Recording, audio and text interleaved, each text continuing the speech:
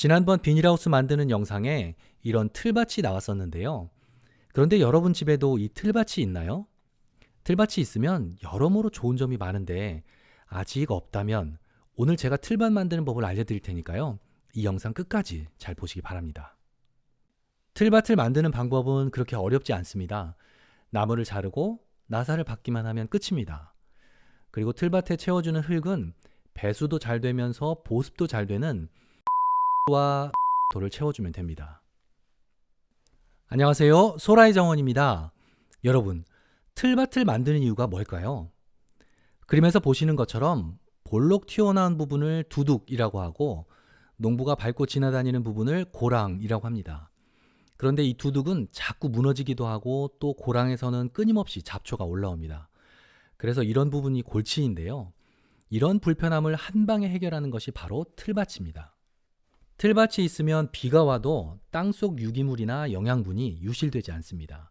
또 고랑에는 잡초 매트를 깔고 그 위에 마사토를 뿌려 놓으면 잡초 걱정도 없고 이렇게 깔끔하고 보기도 좋습니다. 그래서 틀밭은 여러모로 유익한데요. 지금부터 여러분도 저와 함께 틀밭을 한번 만들어 보실까요? 틀밭을 만들기에 앞서 먼저 해야 할 일이 있는데요. 그것은 내가 만들려고 하는 틀밭을 어느 정도 크기로 할 건지 먼저 정하는 겁니다. 보시는 것처럼 주변에 있는 물건들을 활용해서 크기를 가늠한 다음 줄자로 정확하게 길이를 잽니다. 그리고 또 높이는 어느 정도로 할 건지도 정해야 합니다. 이렇게 내가 만들려고 하는 틀밭의 정확한 치수를 알고 있어야 목재상에 가서 딱 필요한 만큼만 사올 수 있습니다. 요즘 자재값이 너무 비싸기 때문에 그냥 대충 넉넉하게 사와야지 했다가는 돈을 크게 낭비할 수 있습니다.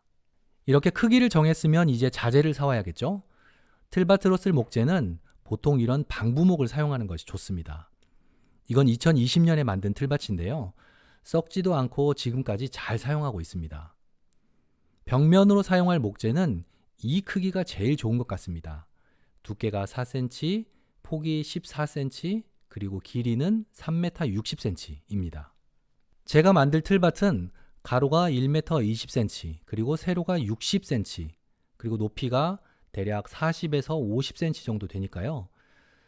1m 20cm짜리가 양쪽에 3개씩 해서 6개가 필요하고 60cm짜리도 역시 6개가 필요합니다.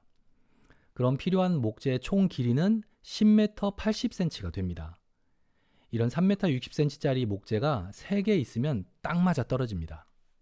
그런데 이것 말고도 나무와 나무의 연결을 더 튼튼하게 해줄 목재도 필요한데요. 보시는 것과 같이 내 모퉁이에 들어갈 목재도 구입을 하시면 됩니다. 이렇게 해서 자재 구입은 끝입니다. 자재를 모두 다 사왔다면 본격적으로 틀밭을 만들면 됩니다. 먼저 나무를 자릅니다. 자를 부위를 체크하고 1m 20cm짜리 6개, 그리고 60cm짜리 6개 이렇게 자릅니다. 그런 다음 나무에 나사를 박아서 연결하면 되는데요. 그런데 이렇게만 연결하면 연결 부위가 약해서 쉽게 부서질 수 있습니다. 그래서 이렇게 연결 부위에 나무를 덧대줍니다. 그러면 훨씬 튼튼합니다. 그런데 덧대줄 나무를 자를 때는 이렇게 아까 잘라놓은 나무 3개를 놓고 표시를 한 다음에 자르면 편합니다. 이제부터는 잘라놓은 나무에 나사를 박기만 하면 됩니다. 그러면 금방 틀밭이 완성됩니다. 별로 어려운 게 없죠? 사실 틀밭 만들기는 진짜 어려운 작업이 하나도 없습니다. 여러분들 중에 저처럼 시멘트 위에 틀밭을 놓을 게 아니고 흙 위에 틀밭을 놓으려고 생각하는 분이 계시다면 이렇게 한 단짜리로 틀밭을 만들어도 충분합니다. 잘 들어보세요. 일반적으로 농작물이나 화초류의 식물들은 보통 20에서 30cm 정도의 깊이에서 뿌리가 가장 많이 분포합니다. 그래서 저처럼 틀밭을 시멘트 위에다 놓는 경우라면 틀밭의 깊이가 30에서 50cm 정도는 되도록 만들어 주어야 합니다. 이 정도 깊이가 되어야 식물이 뿌리를 뻗을 공간이 충분합니다. 그런데 틀밭을 흙 위에다가 놓는 경우는 틀밭의 높이를 20cm 내외로 해주어도 충분합니다. 이렇게 맨 땅 위에 틀밭을 놓는 경우 보시는 것처럼 연결 부위에 덧댄 이 나무를 길게 빼주는 것이 좋습니다.